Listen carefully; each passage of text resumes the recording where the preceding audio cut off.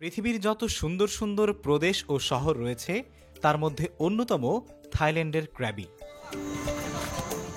ক্র্যাবির অন্যতম প্রধান আকর্ষণ পরিবেশ বান্ধব পর্যটন ব্যবস্থা।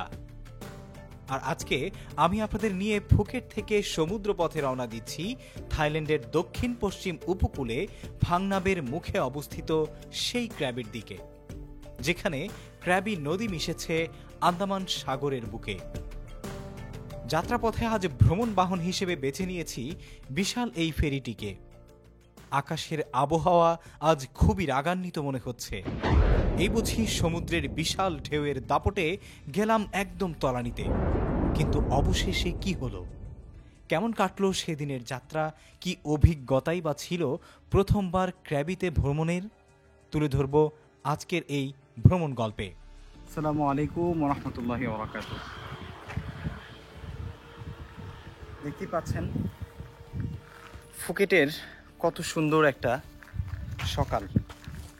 আপনাদের সবাইকে ওয়েলকাম জানাচ্ছি নতুন একটি ভিডিওতে। সো আজকের ভিডিওতে আমি ফুকেট থেকে ক্র্যাবি যাব এবং এটা আমার একটা ফেরি পথের জার্নি। ফেরিতে যাওয়ার জন্য আমি একটা প্যাকেজ নিয়েছি এখানকার একটি লোকাল ট্রাভেল কোম্পানি থেকে, যেটার প্রাইস পড়েছে 700 বাত।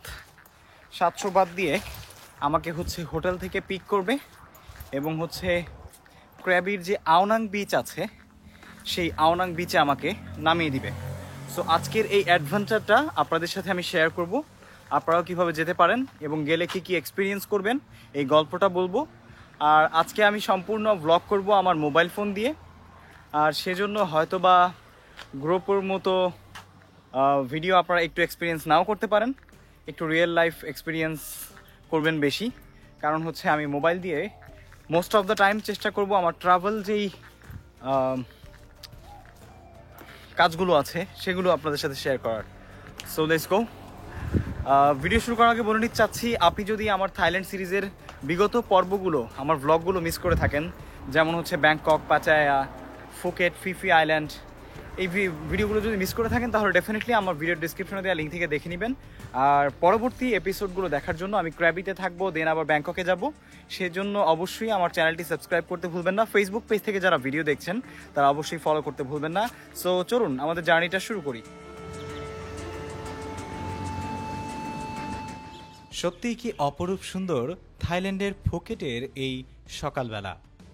সকালের এই মনোরম দৃশ্য দেখে নিজের অজান্তেই হারিয়ে গেলাম দূর অজানায়। সো আমি এখন আমার যে রিসোর্ট আছে সিক্রেট ক্লিফ, সেই রিসোর্ট থেকে এখানে তাদের রিসেপশন, এখান থেকে আমি চেক আউট করব। চেক আউট করে এখন অলমোস্ট 7টা বাজতে 15 মিনিট বাকি। 7টা থেকে 7টা 15-তে আমার গাড়ি চলে আসার কথা এখানে। দেন এখান থেকে আমরা ঘাটে যাব, পিয়ারে যাব। নির্দিষ্ট যে ঘাট থেকে আমাদের গাড়িটা ফেরিটা ছাড়বে সেখান থেকে আমরা ফেরি ধরবো। সকাল সকাল ওরা কিন্তু ওদের রিসেপশনের কর্মযজ্ঞ শুরু করে দিয়েছে। খুব দারুণ করে তারা তাদের রিসেপশনের কার্যক্রম শুরু করেছে। এখনও গেস্টরা খুব একটা আসা শুরু করেনি, কিন্তু সুন্দর এবং সজ্জিতভাবে সেজে আছে এই সিক্রেট ক্লিফ রিসোর্ট।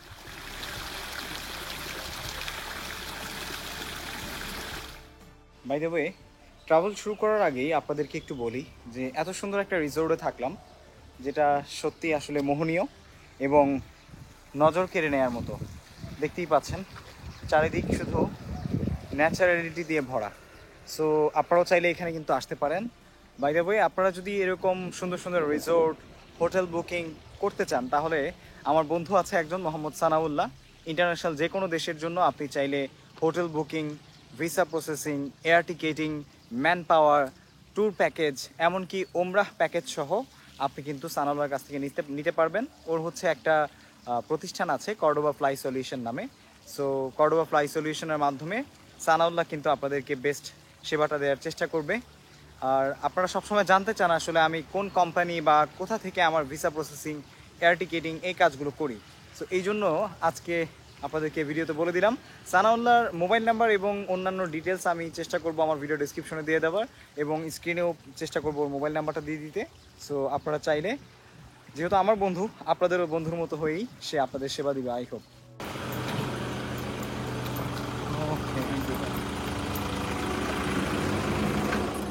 থাইরা কর্মে বিশ্বাসী। আমি যতদূর দেখেছি থাই বৃদ্ধ মহিলা, নারী, পুরুষ সবাই কর্মে বিশ্বাসী মানুষজন। সারা দিনই তাদের নিজেদের ভবিষ্যৎ, নিজেদের প্রজন্ম এবং দেশকে কিভাবে এগিয়ে নিয়ে যেতে পারবে, নিজেদের সমাজকে আরও কিভাবে শক্তিশালী করে তুলতে পারবে সেই দিকে মনোনিবেশ করে রাখে। এটাই যেন তাদের ধর্ম, মূল চেষ্টা ও অনুপ্রেরণা যেন এখান থেকেই আসে। যেই বিষয়গুলো আমাকে বারবার মুগ্ধ করেছে। দেখতে দেখতে চলে এসেছি আমি রাশাডা ফেয়ারে। আর রাশাডা ফেয়ারে আসার পর আমাকে যেই টিকিটটি গতকালকে বুকিং করার পর দেওয়া হয়েছিল সেটি সামনের গেটে আমাকে দেখাতে হবে। আমার সঙ্গে আরও ছিল কয়েকজন আফ্রিকান এবং ইউরোপিয়ান পর্যটক।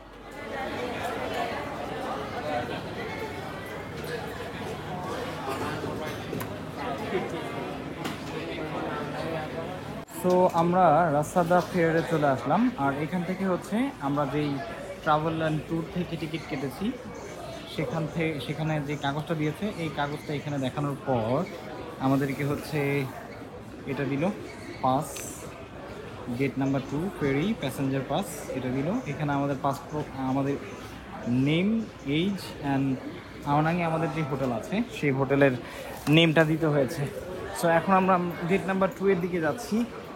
আমাদের বুকিং হচ্ছে একটা স্টিকার লাগিয়ে দিয়েছে, স্টিকারটা এই যে গেট নাম্বার 2।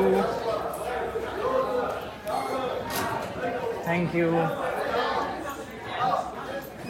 আওনাং। সো আমরা এই বিশাল বড় ফেরিটাতে করে যাব।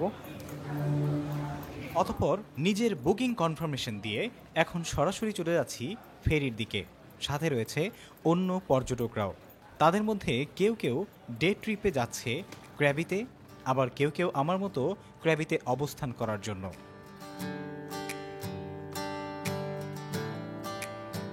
Hello, where to go? Last one. Okay. Thank you.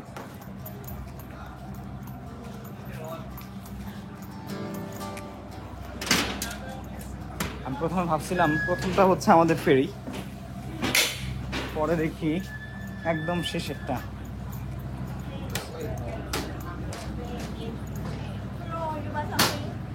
ফেরিতে উঠেই মনে হলো আসলে আমি তো সকালে নাস্তাই করিনি, যদিও ভুলে যাওয়ার কথা না।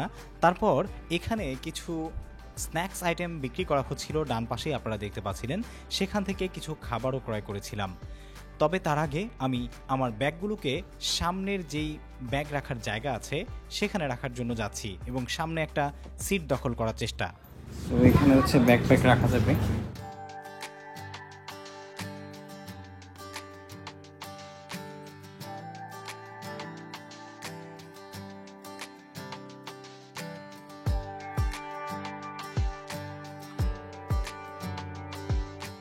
সো ফাইনালি আমরা ফেরিতে উঠলাম। বিশাল একটা ফেরিতে করে যাচ্ছি, আপনারা দেখতেই পাচ্ছেন অনেক বসার জায়গা, এবং এটার উপরে আরও 2টা ফ্লোর আছে, 1, 2 and 3।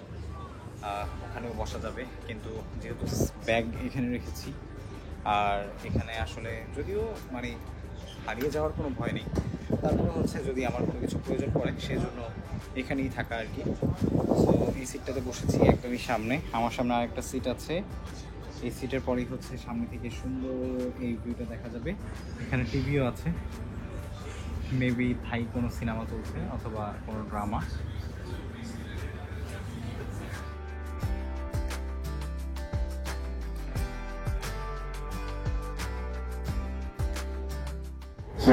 Good morning, ladies and gentlemen.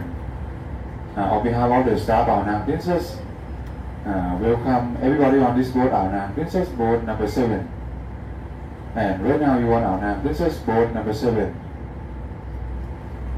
And the first thing I would like to talk about. ভ্রমণে বের হলেই আপনি নানান রঙের, নানান বর্ণের মানুষের সাথে মিশতে পারবেন, যার কারণে আপনার নিজেকে নতুন করে আবিষ্কার করতে পারবেন। অনেক অজানা প্রশ্নের উত্তর খুঁজে পাবেন নিমিষেই। আজকে আকাশের আবহাওয়াটা খুবই ভয়ানক ছিল, মাঝে মাঝে বেশ ভয় করছিল এই বড় বড় ঢেউ দেখে। কিন্তু পরক্ষণেই নিজেকে আবিষ্কার করলাম নতুন এক অ্যাডভেঞ্চারে। মনে হলো কিছুক্ষণের মধ্যেই হয়তোবা পৌঁছে যাব ঠিক ক্র্যাবিতে। তার আগে চলুন উপরের অংশে গিয়ে উপরের কম্পার্টমেন্টটা একটু ঘুরে দেখা যাক, যেখান থেকে ফুকেট থেকে ক্র্যাবি যাবার এই ফেরিটি আমাকে এই অ্যাডভেঞ্চারের সবচাইতে সুন্দর দৃশ্যগুলো দেখিয়েছে এবং শীতল হাওয়া আমার মন ছুঁয়ে গেছে, যেটা সত্যি কখনো ভুলে যাবার নয়। এখানে এসে দেখা মিলল এই ফেরির নাবিকের সাথে। তিনি খুব যত্ন সহকারে সমুদ্রের মাঝ বরাবর দিয়ে যাচ্ছিলেন ক্র্যাবির দিকে, এবং তিনি যে তার কাজটাকে ভালোবেসে করছেন সেটা কিন্তু তার হাস্যোজ্জ্বল মুখ দেখেই বোঝা যাচ্ছিল। থাইল্যান্ডে সবার মাঝে একটা জিনিস খুঁজে পেয়েছি, আর সেটা হচ্ছে যে যেই কাজটাই করুক না কেন সেই কাজটাকে সে অনেক বেশি ভালোবেসে করে এবং সবচেয়ে সেরাটা করার চেষ্টা করে। আর ঠিক এমনই একটা বই আমি পড়েছিলাম দ্য রবিন এস শর্মার বই থেকে, the leader who had no title নামে। আর এই বইটি আমাকে শিক্ষা দিয়েছিল যে তুমি যেই কাজটি করো, নেতা হওয়ার জন্য কোনো টাইটেল প্রয়োজন নেই, সেই কাজের সেরাটা করো।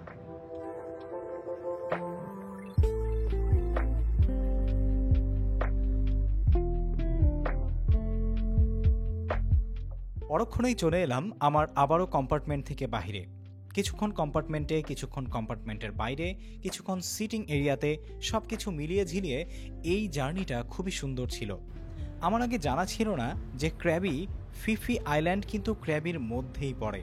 তার মানে ফিফি আইল্যান্ড আমরা যে ঘুরে এসেছি সেই ফিফি আইল্যান্ডটাও ক্র্যাবি যেই ডিস্ট্রিক্ট বা অঞ্চলটা রয়েছে সেই অঞ্চলের মধ্যেই বা প্রদেশের মধ্যেই।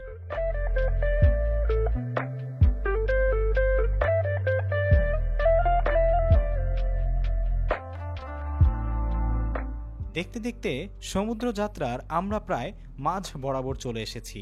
এখানে কিছু ছোট ছোট আইল্যান্ড আমার সামনে পড়ছিল, যেখানে হয়তোবা মানুষ নেই, কিন্তু অবশ্যই আল্লাহর সৃষ্ট সেই 18,000 মাখলুকাতের কোনো না কোনো কিছু সেখানে ডেফিনেটলি আছে।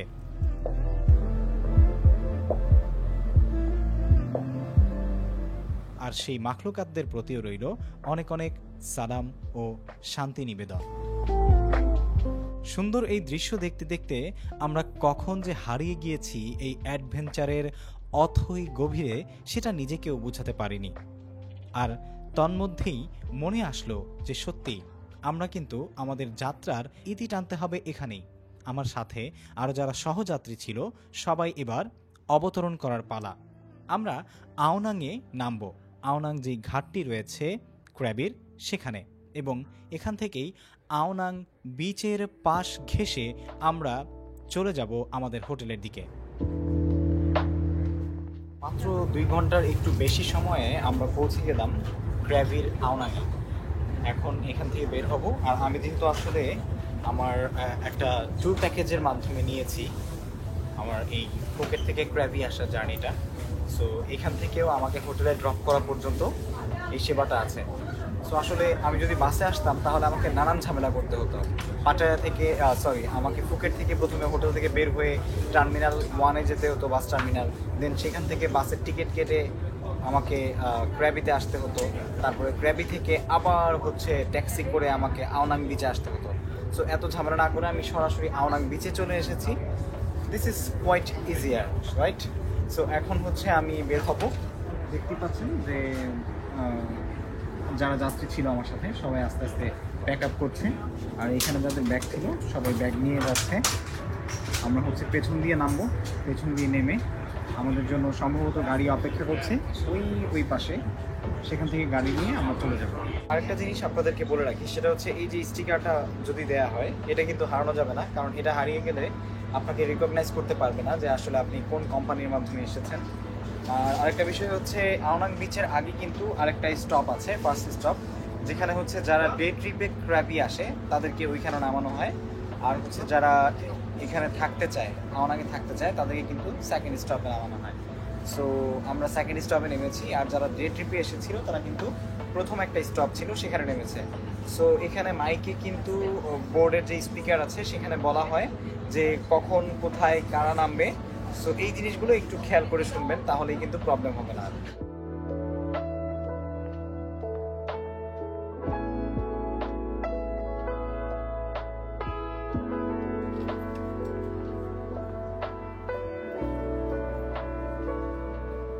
সলো ট্যুর করতে গেলে আপনাকে ডেফিনেটলি এই কষ্টগুলো সহ্য করতে হবে। অনেক ব্যাগস থাকবে আপনার সাথে, তাও আবার বড় বড়, সেগুলোকে ক্যারি করতে হবে।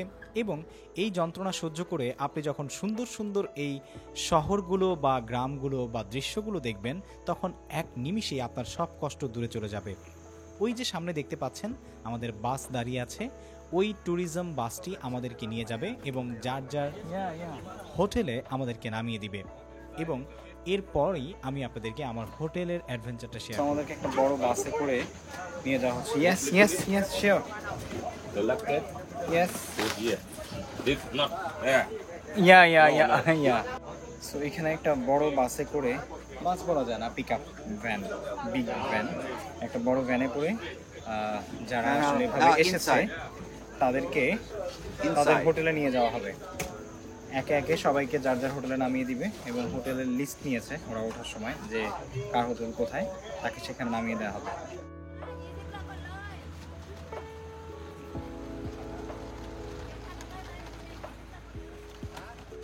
দেখতে দেখতে আমাদের গাড়িটি যখন ভরে গেল যাত্রী দিয়ে, তখন কিন্তু ছেড়ে দিয়েছে। এক এক করে প্রত্যেকটা যাত্রীকে তার হোটেলের সামনে নামিয়ে দিয়ে আসবে। এবং এটা সম্ভবত তাদের সেই প্যাকেজের মধ্যেই, যেটা আসলে এখান থেকে একদমই ফ্রি সার্ভিসে। অবশ্য এটা পুরোপুরি ফ্রি বলা যায় না, কেননা আমি যখন আসলে টিকিট কেটেছিলাম, হয়তোবা সেই টিকিটের সাথেই আমার এই জার্নির যেই কস্টটা সেটা কেটে রাখা হয়েছে।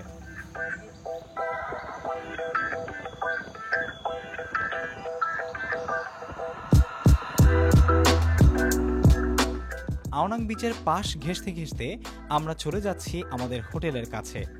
চলে এসেছি আমরা একদমই আওনাং বিচ রোডে, আর এই রোডেই আমাদের হোটেল ভ্যাকে।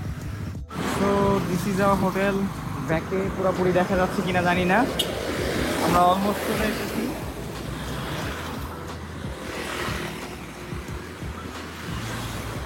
ট্রান্সমিটারের কারণে অনেকগুলো দোকানপাট আছে, খাবার দাবার সহজে করা যাবে বোঝা যাচ্ছে।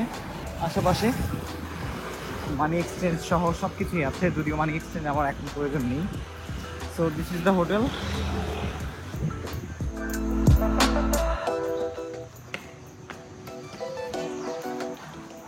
Thank you.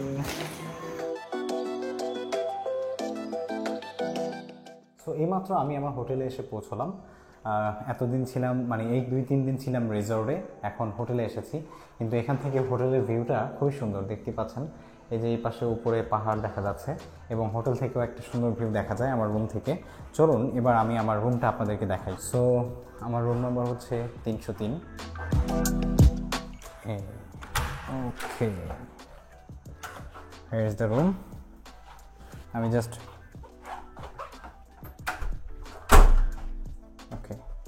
এটা হচ্ছে লকার আছে, এটা লাগিয়ে রাখলে আপনি একটু সেফ থাকলেন আর কি। আর এখানে একটা লকার আছে, এটা আপনি চাইলে ইউজ করতে পারেন। এখানে হ্যাঙ্গার ট্যাঙ্গার রাখার জায়গা আছে, কাপড় চোপড় রাখতে পারবেন। আর এই পাশে এটা কি সেটা আমি জানি না। ওকে, ও এটা একটা দরজা, সম্ভবত ওই রুমে যাওয়ার জন্য ছিল। দেন এই পাশে হচ্ছে ওয়াশরুম। আমি আগে কার্ডটা দিয়ে নিই। ওকে, কার্ড দেওয়ার সাথে সাথে আলো এসেছে। তো এখানে হচ্ছে ওয়াশরুম, এই হচ্ছে ওয়াশরুমের অবস্থা। ওয়াশরুম কিন্তু মানে ভেতর থেকে হচ্ছে বেডরুমটা দেখা যাচ্ছে। ওয়াশরুমের এই একটা আয়না, সুন্দর এবং বড়। আর সেই সাথে এখানে হচ্ছে শাওয়ার এরিয়া, এখানে শাওয়ার জেল, হেয়ার ড্রায়ার দেয়া আছে। সেই সাথে এখানে গ্লাস ব্যাগ দেয়া আছে সাথে, এবং এখানে কিছু ইকুইপমেন্ট দেওয়া আছে, কটন বাডস, তারপর হচ্ছে কটন বাড, এত cotton bud, shower cap. Okay, এই হচ্ছে বাথরুম বা ওয়াশরুম। দেন হচ্ছে এটা আমাদের রুম। Here we go. ওকে, এখানে ডিজাইনটা খুবই সুন্দর। আর এরপরে হচ্ছে পর্দা। এখানে একটা টিভি আছে, এইখানে আরেকটা মিরর আছে যেখানে আমাকে হজবরল দেখা যাচ্ছে। এখানে টিস্যু বক্স, এখানে টিভি রিমোট। আমি আমার ব্যাগগুলো এখানে রেখেছি। এখানে ছোট্ট একটা ফ্রিজ আছে, আপনি চাইলে ইউজ করতে পারবেন। ওকে, অলরেডি পানি দেয়া আছে। আর এখানে একটা কেটলি দেয়া আছে এবং কিছু চা কফির জিনিসপত্র দেয়া আছে আর কি। আপনি কফি বানিয়ে খেতে পারবেন, চা নাই, কফি আছে। দেন হচ্ছে এই পাশে হচ্ছে আমাদের বেড। এবার একটা সিঙ্গেল বেড পড়ছে, আমি সিঙ্গেল বেডই চেয়েছিলাম। দেন হচ্ছে আমাদের বারান্দা। ওয়াও,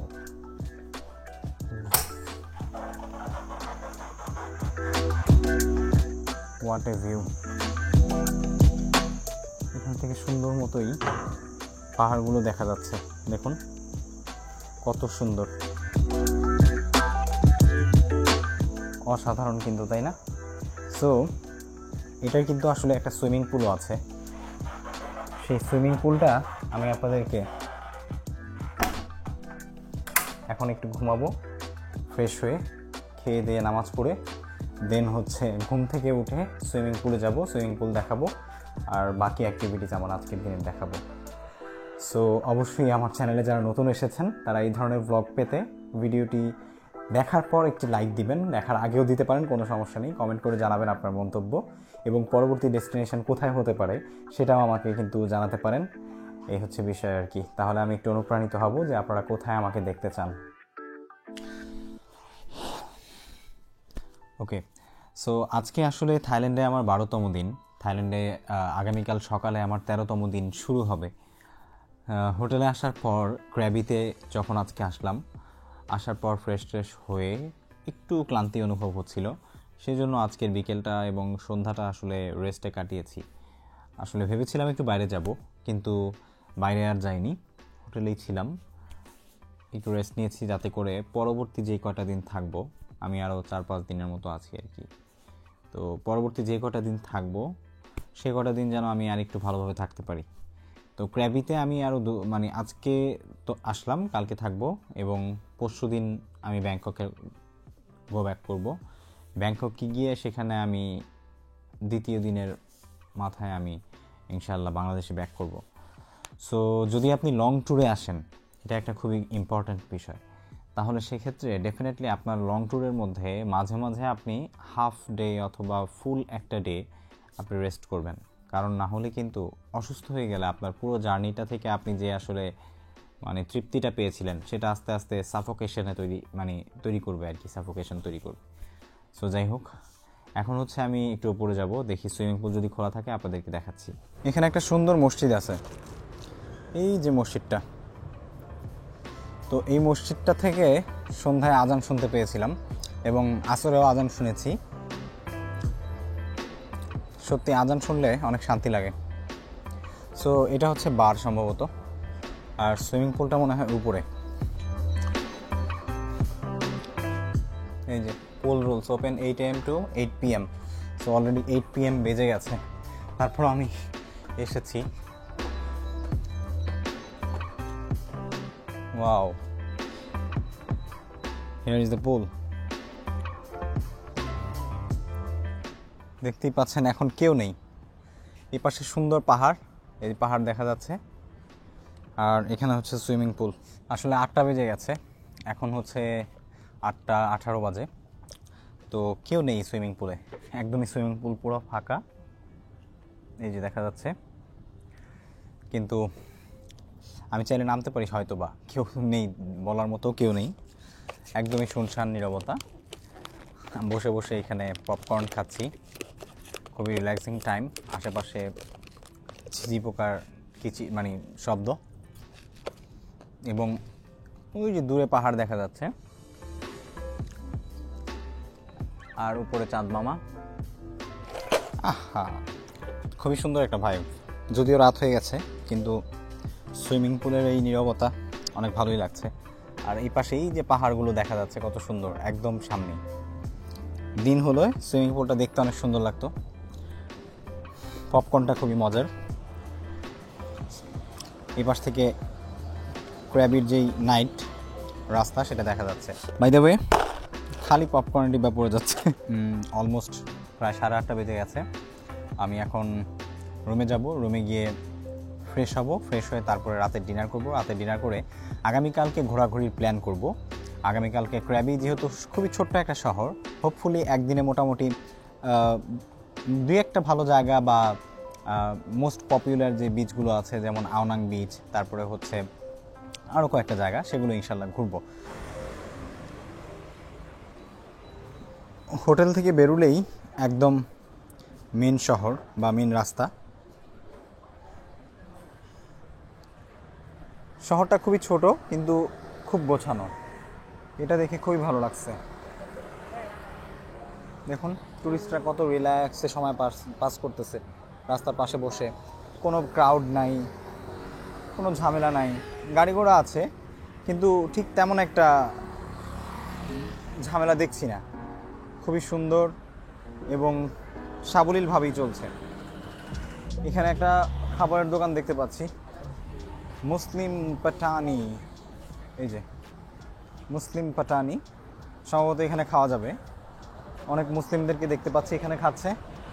একটু হাঁটি প্রথমে, কারণ হচ্ছে আজকে সারা দিন শুধু জার্নি করেই কাটলো, হাঁটাহাঁটি করিনি, কোথাও যাইনি। এটা মোটামুটি আজকের দিনটা অন্যরকম কাটলো আর কি। আসলাম, শুধু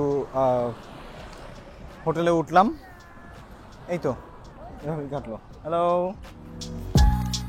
ওরা এত সুন্দর। একটা জিনিস থাইল্যান্ডে আমার খুব চোখে পড়েছে, সেটা হচ্ছে ওদের বিজনেস পলিসিটা। ওদের সবচেয়ে বড় বিজনেস পলিসি হচ্ছে ওদের হাসি। মানে কল্পনা করতে পারবেন না যে ওরা কত পরিমাণ স্মাইল করতে জানে বা হাসতে জানে। মানে ওরা একটা গেস্ট দেখলে, একটা ক্লায়েন্ট দেখলে, অথবা হচ্ছে একজন ট্যুরিস্ট দেখলে ওরা হাসি দিয়ে কথা বলে, এবং ওদের এই হাসিটাই হচ্ছে ওদের বিজনেসের পুঁজি। তো এই হচ্ছে ক্র্যাবির রাতের অবস্থা। আমি প্রায় সেন্টারই আছি বলা যায়।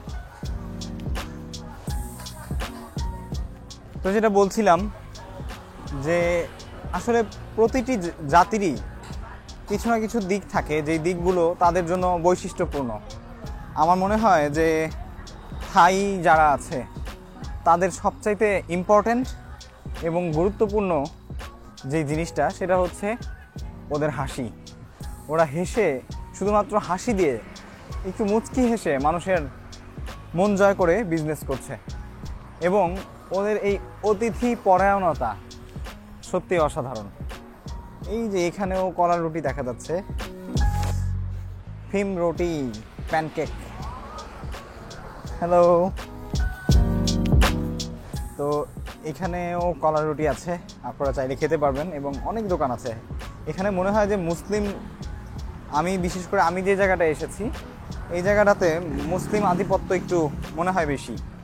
কারণ হচ্ছে আমি মসজিদ দেখলাম এবং আশেপাশে হচ্ছে আবার অনেকগুলো মুসলিম দোকান দেখলাম। So that's the thing. কিছুক্ষণ হাঁটাহাঁটি করার পর আমার সঙ্গে দেখা মিলল এই চমৎকার ইজিপশিয়ান রেস্টুরেন্টের। একটু ইচ্ছা করছিল যে ইজিপশিয়ান খাবার কেমন হয় সেটা একটু টেস্ট করে দেখি। যদিও এর আগে কখনো খাওয়া হয়নি, কিন্তু পরক্ষণেই ভাবলাম আজকে আমি প্রস্তুত না, পরে দেখা হবে। একদমই হোটেলের পাশেই একটা মুসলিম রেস্টুরেন্ট আছে, মুসলিম পাটানি আওনাং এই নামে। সো এটাতে একটু ঢুকি, দেখি কি খাবার পাওয়া যায়। স্ট্রায়ার ফ্রাইড মিক্সড ভেজিটেবল, অনেক কিছুই আছে। যেহেতু মুসলিম হোটেল, হোপফুলি রাতে ডিনারের জন্য ভালো কিছু পেয়ে যাব।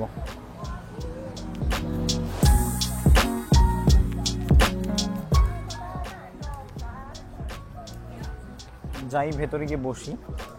এখানে হচ্ছে ওদের রিসেপশনের মতো। কোথায় বসা যায়? এখানে বসি।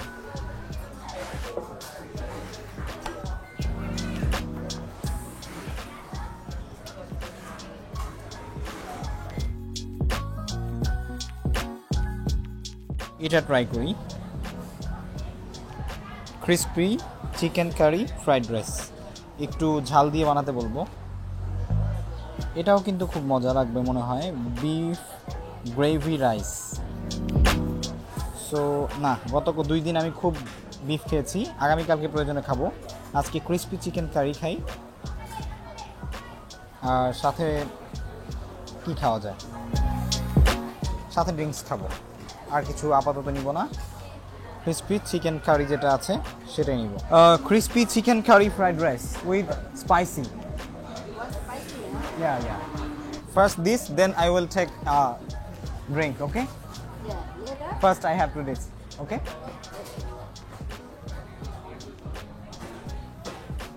Thanks. Drinks এর মধ্যে কি আছে দেখি।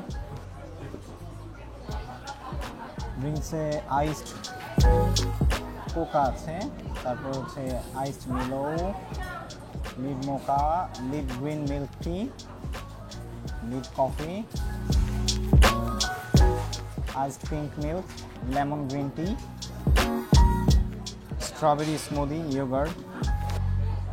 আচ্ছা, আজকে একটা স্ট্রবেরি স্মুদি ইয়োগার্ট খাবো। এখানে 60 বাট। এ পাশেও আরও আছে, তবে এ পাশে চা কফি, হট মিলো, হট থাই মিল্ক টি। অনেকদিন যাবত আমি তামান্নার হাতে চা খাই না। তামান্না অনেক ভালো চা বানায়। তামান্নার চাটা মিস করতেছি অনেক। Orange smoothie yoghurts. আচ্ছা, আজকে আমি স্ট্রবেরি স্মুদি যেটা, এটা খাবো। আগে ডিনারটা শেষ করে নিই।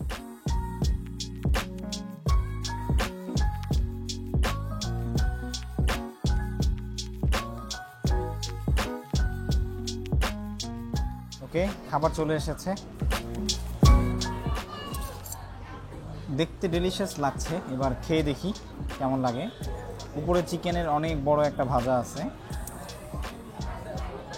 বিসমিল্লাহ।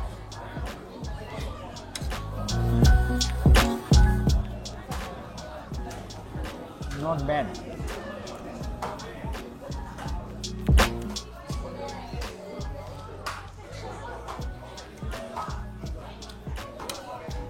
এটা সস দিয়েছে এখানে, এই যে সসটা দিয়ে একটু খাই। ভালো, মজা আছে। চিকেনটা খুবই মজা। ওয়াও, আমি একটু ঝাল করে দিতে বলছিলাম, সেজন্য বেশ ঝাল হয়েছে। আর ঝাল না হলে আসলে খাবার মজা লাগে না। খুবই ডেলিশিয়াস। এখানে রাইসের মধ্যে আমি দেখতে পাচ্ছি যে ওরা বিভিন্ন সবজি দিয়েছে, যেমন গাজর, তারপর হচ্ছে পেঁয়াজ পাতা, তারপরে আরও অনেক লোকাল সবজি দিয়েছে যেগুলোর নাম আমি জানি না। আর এখানে হচ্ছে বাঁধাকপি, পেঁপে আর গাজর দিয়ে একটা সালাদের মতো তৈরি করেছে।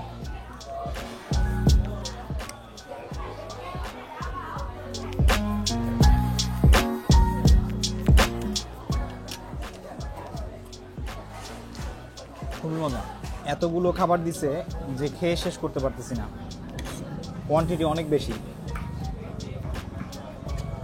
গতকালকে ফুকেটে যেটা খেয়েছি, তার মানে গত সপ্তাহে আপনারা যে ভিডিওটা দেখেছেন সেই ভিডিওতে অথবা তার আগে ফুকেটের একটা মুসলিম পরিবার, যে সম্ভবত আলিমান প্লাজা, সেখানে যে বিফ দিয়ে আমাকে একটা ফ্রাইড রাইস তৈরি করে দিয়েছিল।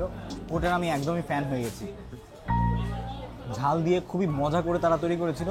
আমি মনে হয় না যে থাইল্যান্ডে এসে এত সুস্বাদু খাবার আরও কোথাও খেয়েছি। এর চাইতে দামি খাবার খেয়েছি, কিন্তু এত সুস্বাদু আমি কোথাও খাইনি। সুতরাং এটা আমার মনে থাকবে সবসময়। বাই দ্য ওয়ে, আজকের ব্লগ এখানেই আমি শেষ করতে যাচ্ছি আমার এই ডিনারের মাধ্যমে। আগামীকালকে ইনশাআল্লাহ ক্র্যাবিতে আমি যেখানেই যাব আপনাদেরকে আমার সঙ্গে নিয়ে যাব।